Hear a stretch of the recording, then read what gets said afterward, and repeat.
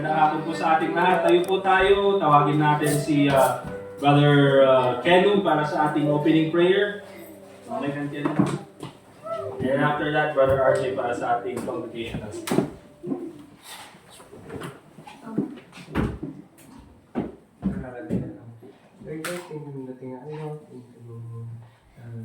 Wisdom nations na kanya ng mga ayat na sa market.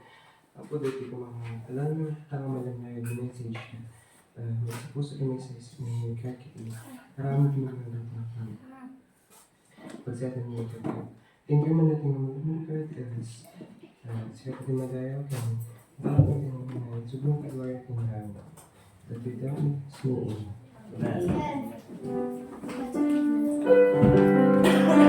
Page 212 mga kapatid, o happy day, page 212.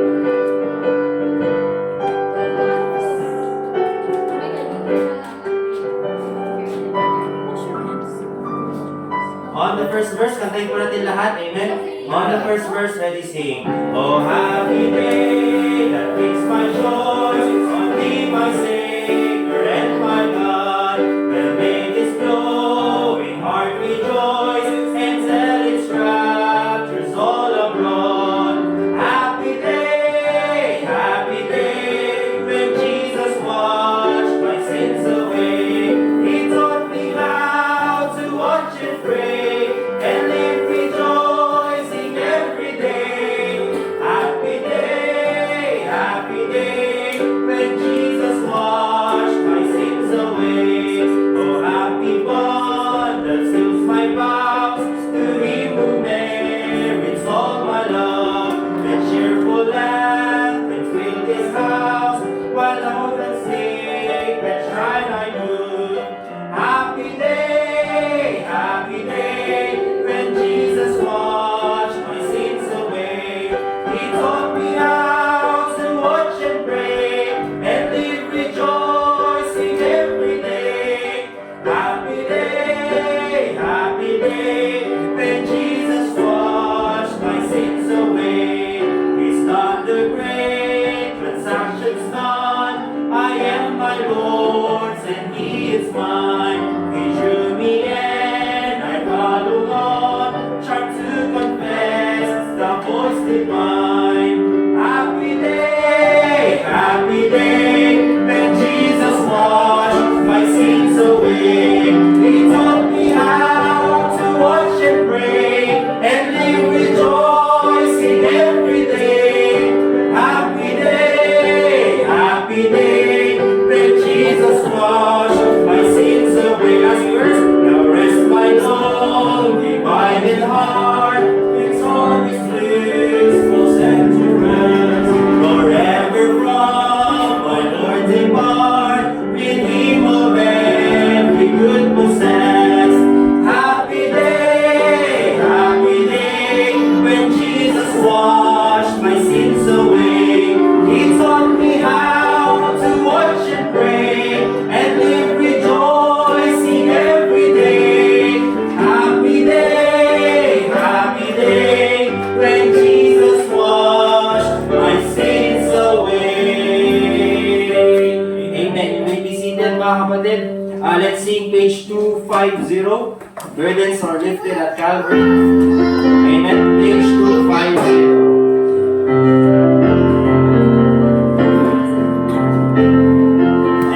On the first verse, let me sing.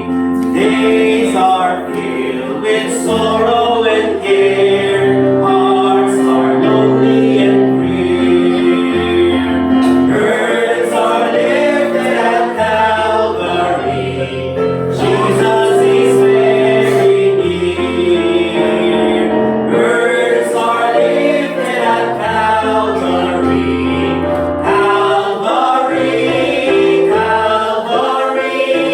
Burdens are lifted at Calvary. Jesus is very near. Cast your care on Jesus today. Leave your worry and fear. Burdens are lifted at Calvary. Jesus is very near.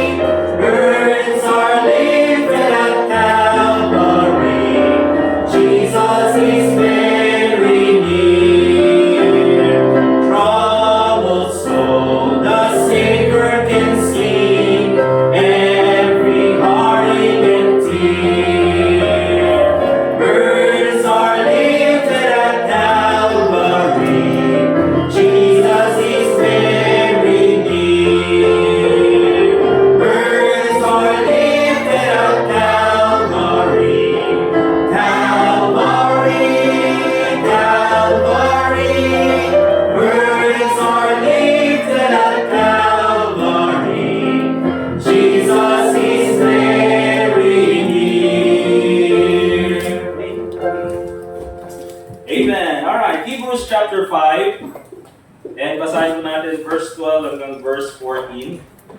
And again, babalik tayo sa topic natin this month about spiritual maturity. Hebrews chapter 5. And we'll read verse 12 hanggang verse 14.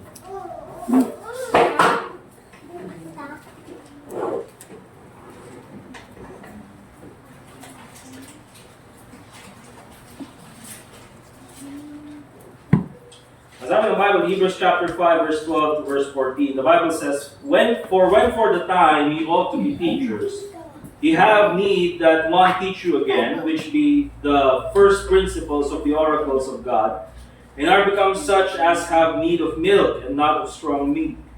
For everyone that useth milk is unskillful in the word of righteousness, for he is of age. But strong meat belongeth to them that are of full age, even those who by reason of use have their senses exercised to discern both good and evil. Ang title po ng topic natin, or ng ating mensahe this afternoon mga kapatid, is the benefits of spiritual maturity. Okay? The benefits of spiritual maturity. Bakit natin pinupush mga kapatid yung spiritual maturity para sa mga Kristiyano? Why is it important na kayo dapat ay may desire na mag-grow spiritually? Because mga kapatid, when you take a look at the Bible, hindi lang ito command na gusto ng Panginoon na tayo ay maging spiritually matured, but also because this is beneficial for you. Ito ay may benepisyo na matatanggap kayo. Kaya po natin pinupush ito sa mga members that you do your best, you have the desire to grow spiritually. Why should I grow up? Or why should you grow up? Again, ginamit ko pong example dati mga kapatid. Imagine na meron kayo nakikitang adult, sabihin na natin 35, 36 years old, katulad ko. And then, hanggang sa panahon na ito, mga kapatid, 36 years old, umiinom pa rin ng gatas sa bote. Diba? Doon sa baby bottle. Diba? Tapos pagkatapos uminom ng gatas, makikita niyo ako naka-pacifier. And then, later on, naka-diaper. Diba? Tapos pag kailangan umingi, magpapaalam pa ako, Mama, kailangan umingi, papalitan ng diaper. Hindi na pwede mga kapatid. Diba? Sabsabali nga kitaan, hangamayat nga kitaan. Hindi ka aya-aya. Ganun din po mga kapatid, spiritually speaking. Alright? Na matagal ng Kristiyano, pero hanggang ngayon mga kapatid ay, hindi pa rin siya spiritually mature. That's why many believers, hindi pa nila na-experience yung benefit na magkaroon ng spiritual maturity. So let's take a look at spiritual maturity. Mas intindihin po natin ang spiritual maturity. Dito sa Hebrews chapter 5, again, from verse 12 to verse 14, ito po yung challenge ng writer ng Hebrews sa mga mananampalataya that they should have been matured a long time ago. Dapat matagal na kayong naging mature na mga Kristiyano. Kaya sabi diyan, for the time ye ought to be teachers. Diba? Dapat ngayon, kayo na yung nagtuturo ng mga prinsipyo galing sa salita ng Diyos. Dapat ngayon, hindi na kayo yung tinuturuan. Dapat ngayon, kayo na mismo yung pumupunta sa church. Dapat ngayon, hindi na kailangang i-remind na pupunta ka pa sa church. Dapat ngayon, mga kapatid, sinasabi niyang ganyan, you should be the one influencing others nang sa ganoon ay sila ay maging tapat sa paninilbihan sa Panginoon. Instead, ang nangyari, kayo ngayon ang kailangan ulit turuan. Okay? So, hindi na ito progress, mga kapatid. Ang tawag na dito is regress. Okay? Kung meron tayong progression, progressive sana, ganyan dapat ang buhay ng tao, nagpro-progress, may nakikita kang improvements. Ang nangyari dito sa Hebrews chapter 5, yung mga Kristiyano nagkaroon ng regression. Okay? Imbis na maging teacher, naging learner ulit. At bumalik ulit doon sa mga basic principles ng Bible. Kaya anong sabi ng writer ng Hebrews, hindi pa kayo ready sa solid na teaching. Hindi pa kayo ready doon sa mga malalalim na doctrine. Because hindi nyo pa ginagawa yung mga bagay na naituro sa inyo. So remember this mga kapatid. Spiritual maturity means growing in our relationship with Christ. And the more you grow in our relationship with Christ, the more you become like Him. Mas nagiging katulad tayo ni Kristo. Kasi nga yan po yung plano ng Panginoon sa atin. That is the purpose of our salvation. Remember this. Ang purpose po ng ating kaligtasan ay hindi para makapuntaan ng langit. Because that is our destination. Di ba? Kung ikaw ay ligtas, nanampalataya ka kay Kristo bilang tagapagligtas, sa langit ka pupunta. No question about it. Pero ang sabi ng Bible in Romans chapter 8 verse 29, for whom He did foreknow, ay yung mga mananampalataya, He also did predestinate to be conformed to the image of His Son. Tayo mga ligtas ay dapat maging katulad ni Kristo. So the more na nakikilala natin si Kristo, the more na nagmamature tayo, nag-i-improve din dapat yung ugali natin, mga kapatid. Nag-i-improve din dapat yung holiness natin. Di ba? Haan nga Jay, mas abang bimayag kayo di church, kat mas kimarkaro di ugalim. Di ba? Habang bimayag kayo di church, kat mas kimarkaro ka madakas. Hindi yung habang tumagal ka sa church, eh doon ka pa naging loko-loko. Baliktad yun, mga kapatid. So maraming Kristiyano, ganun yung nagiging uri ng kanilang pamumuhay at hindi po yun yung kalooban ng Panginoon. Kung kailan ka pa naging preacher, doon ka pa naging loko-loko. Kung kailan ka pa naging member ng church, amo yung di nagrugi nga, nag-attend di anak ko, di tanga church, kimarkaro ugali naman. Di ba? Amo yung di nagrugi nga, nag-attend di asawak di ta church, kimarkaro ugali na ngayon. Hindi po mga kapatid, dapat habang mas tumatagal ka sa church, nakikita nila yung pagbabago. Di ba? Abay di nag-attend di anak ko di takot wasla, gimako pa eh. Di ba? Dati gatan na mga agbado, itatakot mo, kita nila, ikeno. Yeah, kasi di agbado, di ba? Amen. Ang hindi dati, may nikeno to, hindi nakasando lang. Dati ko ano, nakanektay. Kasi RJ nun, nag-attend nun, wala kang damit nun. Binilahan pa natin ng hindi, joke. Di ba, habang nag-i-improve dapat, ang ating mas bumarkarot, nagbalbaling na lubong, habang tumatagal ka sa church, sa pananampalataya, mas nagiging katulad ka ni Kristo. Amen? So, ganun po dapat tayo mga kapatid. But, why does it matter practically? Bakit importante ang spiritual maturity when it comes to practical living? Kasi meron po itong mga benefits sa atin. Okay? Hindi lang natin ito pinipreach para lang meron tayong i-preach. No. Because one of the benefits, mga kapatid, ang benefit na makakatanggap ng spiritual maturity, ang Panginoon, and then pangalawa, ikaw. Right? Kasi kung naging spiritually mature yung mga tao sa church, akala nyo ba na ako lang ang magiging masaya? Ang Panginoon lang magiging masaya? Ikaw din magiging masaya. Di ba? So unang-una, what is the benefit? Or tingnan na natin itong apat na ito. What is the benefit of spiritual maturity? Unang-una, spiritual maturity gives clear discernment. Okay? Spiritual maturity gives clear discernment. Tingnan niyo po yung verse 14. Verse 14. The Bible says, but strong meat belongeth to them that are of full age. Diba? Kasi mature na, papakain mo na ng karne. Even those, katulad ng even those who by reason of use have their senses exercised, di ba? Matagal ng Kristiyano, at alam na yung kanyang ginagawa, and then the Bible says, to discern both good and evil. To discern both good and evil. Pag sinabi natin discern, ang ibig sabihin po ng discern is to understand the difference. Or to know the difference. To see the difference. Makita ang kaibahan between good and evil. Diba? For example, sa mga bata, mga kapatid. Kaya, binabantayan natin yung kanilang pinapanood. Kasi hindi nila alam yung mga ina-absorb nila sa kanilang isip. Wala pa silang filter. Hindi katulad natin, mga kapatid, na kapag kahit na makita mo yung yung palabas na Showtime, na hindi mo naman dapat pinapanood, pero just in case, for example lang, pinanood mo yan, alam mo na yung mga mali at mga hindi mo dapat tularan. Nakita mo yung ginagawa nung bading doon sa harapan, nakita mo yung ginagawa ng mga tao sa harapan, alam mo na hindi dapat tularan yung mga yan because you're mature, you know good and evil.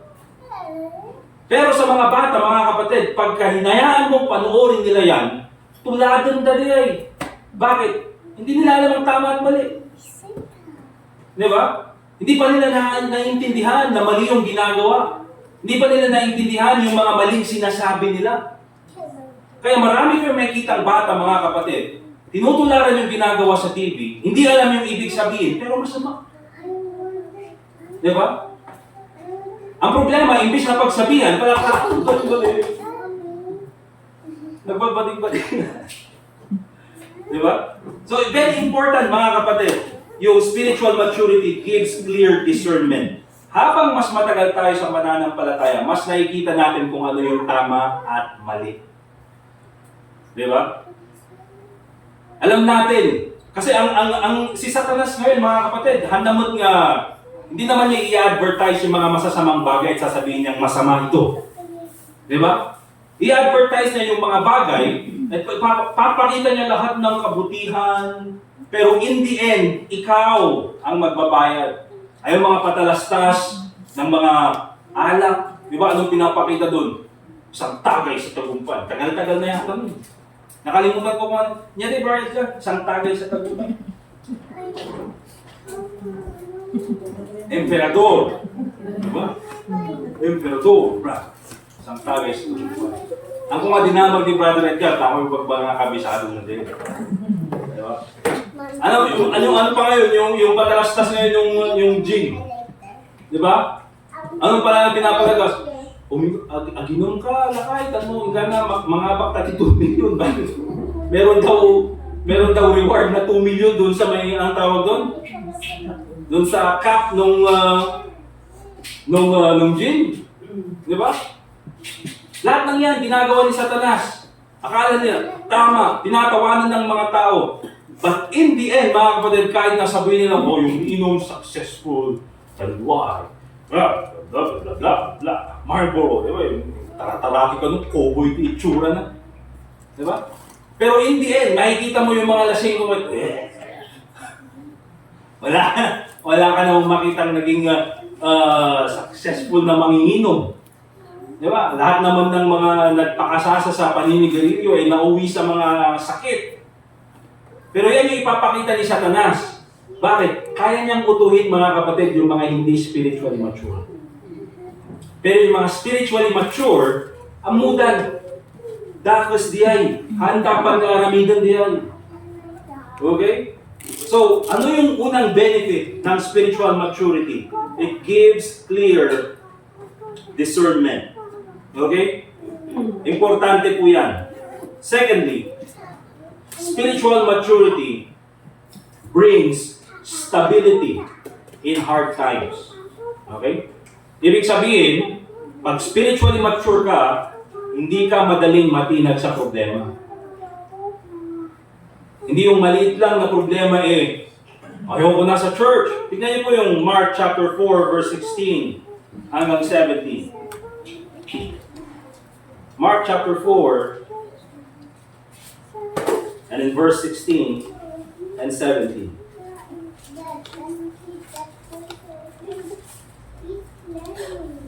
Sabi ng Bible in Mark chapter 4 verse 16 and 17. And these are they likewise which are sown on stony ground, who when they heard the word immediately received it with gladness. So dyan sa Mark chapter 4, mga kapatid, tinuturo ni Jesus Christ about yung parable ng sower. Nasabi niya ganyan, yung salita ng Diyos, kinuha ng isang sower, preacher, at hinagis niya sa iba't ibang mga uri ng ground. Meron yung napunta sa thorny ground, meron yung napunta dito sa stony ground, at meron din yung napunta sa good ground. Okay? At ang sabi ni Jesus Christ, yung mga napunta sa stony ground, Okay? Sabi ng Bible in verse 17, and have no root in themselves.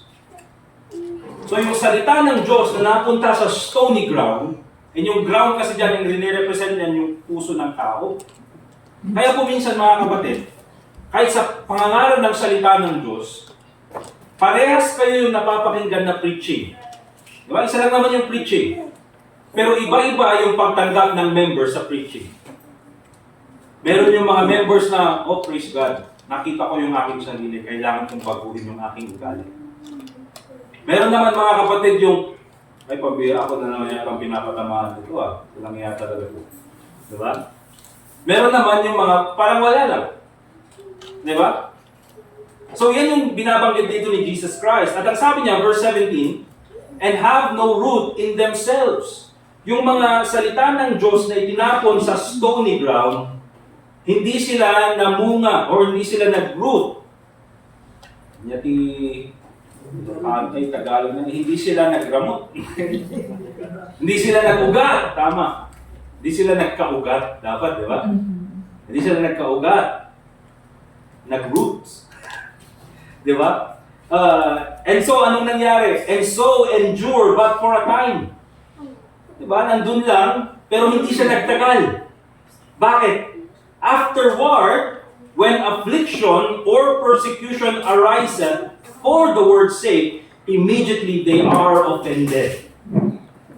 Di ba? So, meron po yung mga Kristiyano, mga kapatid, na konting problema lang, konting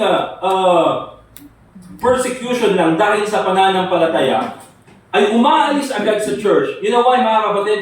Because hindi sila nagkaroon ng ugat sa pananampalataya. Pag hindi nagkaroon ng ugat sa pananampalataya, yung ibig sabihin nun, mga kapatid, hindi pa sila mature. Kaya po, it's very important, mga kapatid, na tayo maging spiritually mature para sa kahit anong problemang darating sa buhay, tuloy pa rin sa paninilbihan sa Panginoon.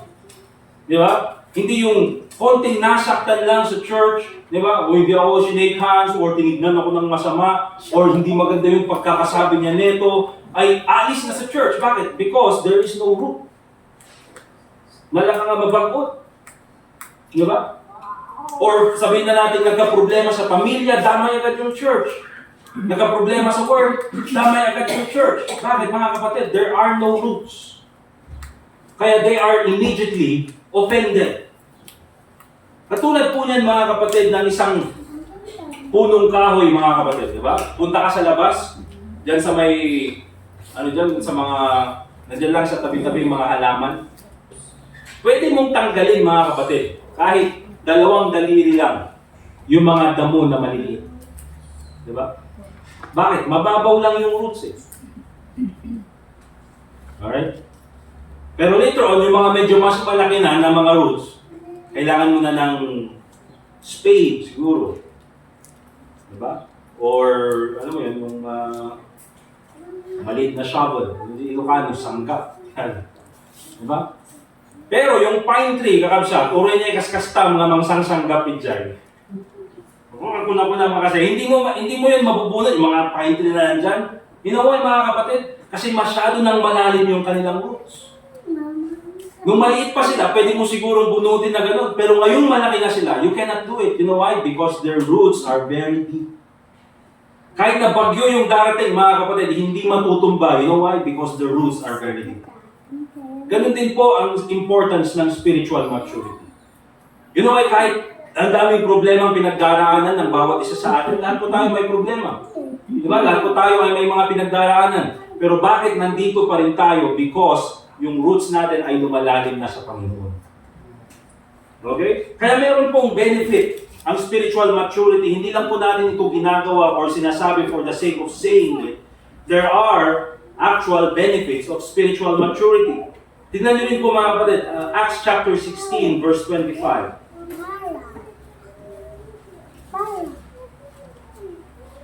Acts chapter 16, at tignan niyo po yung verse 25.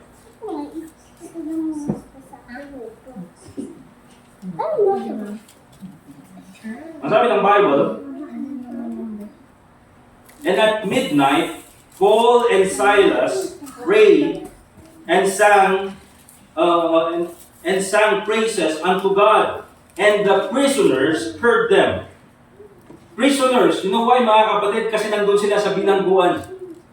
And ano yung krimen na inaccuse sa kanila? For disturbing the peace because they were preaching the gospel of the Lord Jesus Christ. So nandun sila mga kapatid. Pero imbes na magmukmok at magalit at sabihin nila na ayoko nang magpaduloy kung ganito rin lang ang ginagawa sa mga Kristiyano, anong sabi nila? At kantatakit din. Let's worship God. Okay? Kaya yan kung makikita natin mga kapatid sa mga Kristiyano kahit na malalim yung pananampalataya, kahit na gaano kalalim yung problema or gaano kalakas or kabigat yung problema, andun pa rin sa church, kumakanta pa rin, lumuluha, pero kumakanta pa rin, nagdarasal pa rin, nag-i-amen pa rin, nakikinig pa rin ng preaching. You know why mga kapatid? Spiritually mature. Kaya importante po yan, we should have that desire, we should have that trajectory that we are going to follow through spiritual maturity. Si Paul, mga kapatid, dumaan sa mga shipwrecks, imprisonment, binubugbog for preaching the gospel, yet he continues to worship the Lord Jesus Christ. Spiritual maturity brings stability in hard times. Number 3, spiritual maturity gives effectiveness in service. Kung meron kang spiritual maturity, if you are spiritually mature, you will be more effectively used by God. Diba? Look at 2 Timothy chapter 2 and verse 21. 2 Timothy chapter 2 and in verse 21. Ang sabi ng Bible in 2 Timothy chapter 2 verse 21, if a man therefore purge himself from these, tingnan po yung salitang these, plural, at yung these po na binabanggit dyan mga kapatid is from the previous verses, nandyan na covetousness, worldliness, diba? Unholy thinking. If a man therefore purge himself from these, hindi na siya carnal, he's spiritual, he shall be a vessel unto honor, sanctified, and meet, proper, yung meet, tama, for the master's use, and prepared unto every good work. Anong ibig sabihin yan mga kapatid? Yung mga spiritually mature, sila yung gagamitin ng Panginoon. Bakit? Because they're the ones prepared to be used of God. Okay? Importante po yan. Dahil katulad po mga kapatid sa mga toddlers, sa mga bata, pwede mo silang utusan ng mga simpleng bagay. Diba? Sofia, put this in the garbage. Yun lang, simple lang yun eh. Diba? Pero hindi ko siya pwedeng utusan mga kapatid na sa ganitong age niya, go wash the dishes. There will come a time, mga kapatid, na utusan niya, wash the dishes. Diba? Gusto kong maranasan niya yung habang naghugas siya ng pinggan, yung umiiyak. Diba? Magandang masubukan na yun. May kwento siya.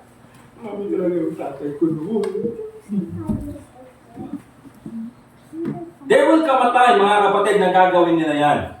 But for now, you cannot expect them to do those tasks. Maglaba, di ba? Or maghugas ng pinggan, or kahit minsan yung pagwawalis, yung pagtutupi ng, sabihin nyo, you make your bed. Yung pupurmidyo ko, ikasta na nga agkupin. You know why? Kasi natutunan niya sa akin. Diba? So kailangan mong ituro lahat sa kanya mga kapatid. You cannot expect them to do those kinds of chores because they're not yet ready.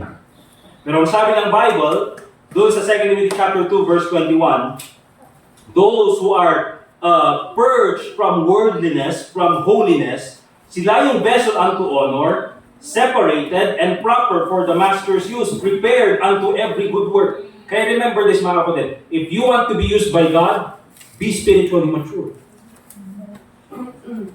Okay? Tingnan niyo yung 1 Timothy chapter 3 and verse 6.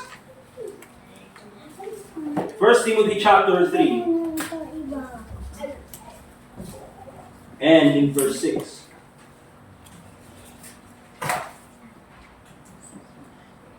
Kung titignan ko yung 1 Timothy chapter 3, isa po yan sa mga qualifications ng magpapastor or ng isang pastor. At sinabi doon sa 1 Timothy chapter 3 verse 6, not a novice. Pag sinabi natin novice, mga kapatid, beginner, baguhan. So hindi ka pwedeng maglagay ng magpapastor na baguhan. At yung baguhan na yan, mga kapatid, hindi lang ibig sabihin na bagong Kristiyano. Pwedeng matagal ng Kristiyano, pero hindi pa rin spiritually mature. Di ba? Kasi marami pong ganun. Magagaling, pero hindi spiritually mature. Kaya ang sabi ng Bible dito, hindi ka pwedeng maglagay ng isang pastor na hindi pa spiritually mature. Bakit? What's the problem if yung tao na yan is hindi pa spiritually mature? Lest being lifted up with pride, he fall into the condemnation of the devil. Bakit, mga kapatid? Those who are in position na hindi spiritually mature, imbis na makita nila that it's a privilege to serve others, anong nakikita nila? How to manipulate others. Ang nakikita nila, hindi yung, dinagay ako ng Panginoon para manilbihan. Hindi, nakikita nila, nandito ako pastor para ako yung sundin ng mga tao. Ano yun? Pride, mga kapatid. They don't look at their position. They don't look at their office as an office of service, but an office of pride. Alright? Kaya very important po na makita natin yan. Spiritual maturity gives effectiveness in service. Tingnan niyo po, mga kapatid. Sino yung mga talagang ginagamit ng Panginoon at talagang maraming nagagawa para sa Panginoon? Sino po yung mga tahimik at walang sinasabi at tahimik lang na naninilbihan sa Panginoon? Oftentimes kasi katulad ng mga bata, minsan, di ba, pag may ginawa sila, gusto nilang i-announce agad. Ginawa ko ito. Tingnan mo, ginawa ko na ito. Bakit? Because they want approval. They want confirmation. Pero now, na-adult ka, mga kapatid, di ba? Mga bata siguro. Habang lumalaki sila, natutunan nilang mag-ayusin yung kanilang kama. Tapos sasabihin nila, look at me, mami, ginawa ko yung kama ko. Daddy, ginawa ko yung kama ko. Galing-galing, wow, good job. Pero kapag ikaw, 35 years old, 36 years old, sasabihin ko, mami, ginawa ko yung bed ko. Mami, naginawa ko, di ba? Ganda-ganda, lilis-lilis, nagtaba ko, Hindi mo na dapat ina-announce yun, you know why? Because you're supposed to do it. Di ba? I-announce mo pa lang, i-post mo pa lang di Facebook kama ko. Gusto na ita, kita-kita na di, mapa-mapa mo din yun.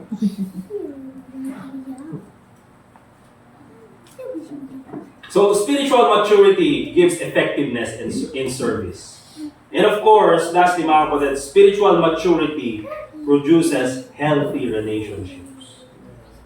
Spiritual maturity produces healthy relationships. See, mga kapatid, mahirap po na magkaroon ng, kahit po sa mga yung relationship ng mag-ama, mga kapatid, si Sophie, kailangan mong i-level yung sarili ko sa kanya. Diba? Hindi ko expect na i-level niya yung sarili niya sa akin. Because she's not spiritually mature. Or hindi pa siya mentally mature, emotionally mature. So ako yung dapat umintindi sa kanya. Diba? And usually, ang nakakaintindi sa kanya, si Angel. Diba? Babae. So, but that's the thing, mga kapatid, kailangan mong i-level yung level ng maturity mo sa ibang tao. However, mga kapatid, kung gano'n na lang palagi, it's an unhealthy relationship. There must be growth. Kaya habang tumatagal yan, lumalaki yung anak, lumalaki si Sophie, mas nagiging iba na rin yung dynamics ng relationship. Bakit? Because nagkakaroon ng maturity. Same is true mga kapatid when it comes to the church or when it comes to spiritual maturity. Naintindihan natin there are new members in the church na kailangan nating alagaan, kailangan nating intindihin. Alam natin, madaling ma-offend, madaling masaktan, very sensitive pa. Di ba? Pero pagka 30 years, 10 years, 15 years, ganun pa rin. Ay, pambira, iba na yun mga kapatid. Okay? Kaya nung sabi niya, tignan niyo sa Colossians chapter 3, verse 13. Colossians chapter 3, verse 13. The Bible says, nandun, forbearing one another. Forbearing one another. Doon pa lang sa verse na yun. Ilocano tayo, kakapsat. Ilocano tayo. Anusan nyo, ti may sa akin, may sa. Or sa balik, agiin nanus kayo. Bakit mga kapatid? Kasi ang kausap na dito mga kapatid, yung spiritually mature. And oftentimes, ang kakausapin mo sa isang relationship, para maayos yung relationship, ang kakausapin mo yung spiritually mature. Ano sa mo na, inyangay garot. Pero sabi niya, agiin nanus kayo. Si kayo mismo ang members of the church, dapat meron kayong forbearance. At merong forbearance, sino? Yung spiritually mature. Okay? Ano pa? Forgiving one another. Mahirap mag-forgive, mga kapatid. Especially pagka talagang malalim yung sugat na iniwan sa'yo. Pero pwede mong gawin yan if you are spiritually mature. Diba? Paano ko masasabi na kapag na pinatawad ko ay talagang pinatawad ko na? If I have forgiven completely. Kasi oftentimes sinasabi natin, forgive and forget. Nung tao tayo, kabsat. Antay wakas lang nga po Diyos na mapaling na nalipatan. Tayo, hindi natin makalimutan eh. Mas natin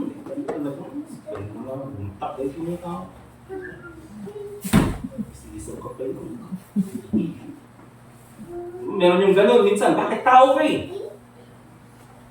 Pero kung titignan niyo mga kapatid yung example ni Joseph, na yung unang nakita niya yung kanyang mga kapatid, pagkatapos siyang ibenta, at ngayon siya na ay governor ng Egypt.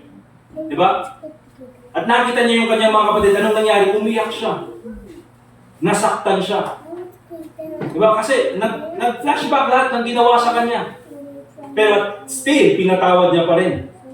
Pero later on, nung namatay yung kanyang tatay, at sabi ng kanyang mga kapatid, nako, ito na yata yung hinihintay ni Joseph na makakapaghiganti na siya sa atin kasi patay na yung tatay natin. Ngayon, pwede na siyang gumanti sa atin. Tara, punta tayo kay Joseph, kausapin natin. Alam mo yung sabi ni Joseph? Wala akong isip na ganyan. As for you, you thought evil against me, but God meant it unto good. Unang-una mga kapatid, you know you have forgiven someone kapag nakita mo na yung purpose ng Panginoon. Di ba? Hindi mo na nakikita yung masamang ginawa ng tao na yan. Ang nakikita mo na lang yung purpose ng Panginoon. Ay, siguro kaya ito inalaw ng Panginoon kasi ito yung plano niya. Anong magagawa yun? Spiritual maturity. At anong sabi pa niyang ganyan, mga kapatid? Titira kayo kasama ko, I will nourish you and your little ones. Si mga kapatid, alam mo na napatawad mo na yung isang tao, na kahit na maalala mo yung ginawa niyang masama sa'yo, hindi ka na nasasaktan. That is forgiveness. Kasi tao tayo, sa bali nga, di pa nagpakawan tayo mga kapsat. Nadalat na malaglagip tayo, humhan tayo nga nasaktan. Amoy yung apay, spiritual maturity. It should come to a point, mga kapatid, na tayo merong spiritual maturity. Kaya sabi niyan sa Colossians 3:13, forbearing one another, and forgiving one another, if any man have a quarrel against any, even as Christ forgave you, so also do ye. Pakawan tayong kakapsa. Di ba? So, panghuli mga kapatid, practical steps to spiritual maturity. Kasi nakita na natin yung benefits. Kaya maganda that you should desire spiritual maturity. Bakit? Because you will have clear discernment. You will have stability in hard times. You will be effective in service. And you will have healthy relationships. So paano natin gagawin yun? Balikan natin yung mga napag-usapan natin in the past. Read and study the Bible daily. Tulad ng sabi ko, you cannot separate spiritual maturity with the Word of God. Sabi ng Bible sa 1 Peter chapter 2 verse 2, as newborn babes, desire the sincere milk of the word that ye may grow thereby. Okay? Develop a consistent prayer life. Philippians chapter 4 verse 6 to 7. Be careful for nothing, but in everything by prayer and supplication with thanksgiving, let your requests be made known unto God, and the peace of God which passeth all understanding shall keep your hearts and minds through Christ Jesus. Develop a consistent prayer life. Tignan nyo yung sinabi doon sa ending ng verse 7. So sa verse 6, nakita natin, huwag kang mag-alala sa anumang bagay. Kung meron ka mang care in everything by prayer and supplication, let your request be made known unto God. Nagkararagkakit din. Di ba? Eh, minsan kasi ang binubulong sa atin ni Satanas, pag mabigat yung damdamin, pag may problema, ano sinasabi niya? Huwag ka na magdasal, hindi rin na nakikinig sa'yo ang Panginoon. O pag meron tayong nagawang kasalanan, ang sasabihin ni Satanas, huwag ka na magdasal. Hindi ka karapat dapat magdasal. Okay? Pero sabi ng Panginoon, manatili kang prayerful. Bakit? Verse 7, and the peace of God. You want to have peace sa buhay mo? Learn to pray.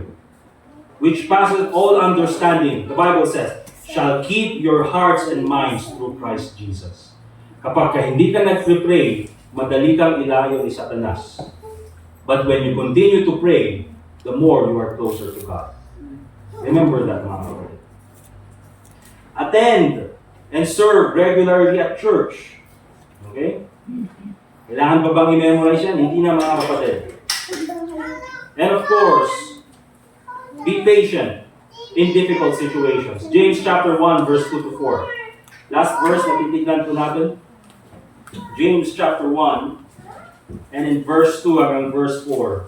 The Bible says, my brethren, count it all joy when ye fall into diverse temptations. Paano ako magiging masaya? Eh, ang dami kong problema sa buhay. Ito yung sinabi ko, mga kapatid. You can be happy because you're looking at God's purpose. Sabi dyan, knowing this, that the trying of your faith worketh patience. Diba? Paano ka maging masaya? Ang daming problema sa buhay. Kasi iniisip mo, ay may plano ang Panginoon. May rason ang Panginoon. Hindi ko man makita, but God is in control.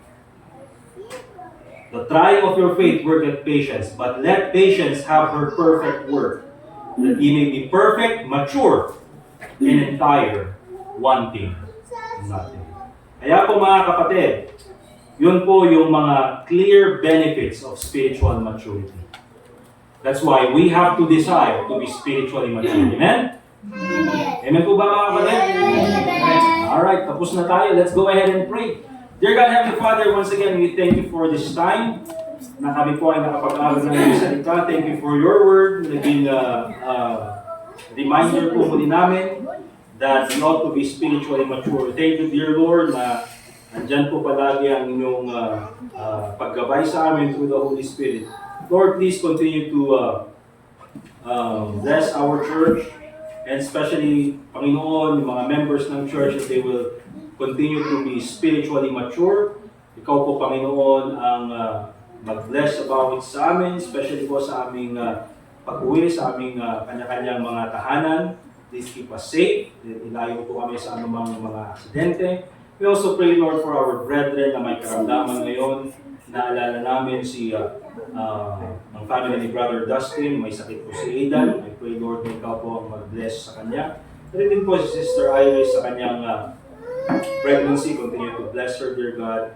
And ikaw din po, Panginoon, ang magpalakas ng pananampalataya ng bawat sa amin. Lord, once again, we thank you so much, and also pray in the name of the Lord Jesus Christ. Amen.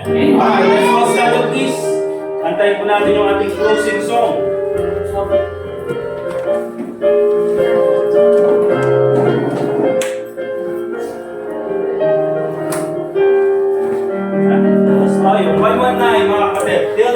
passes by.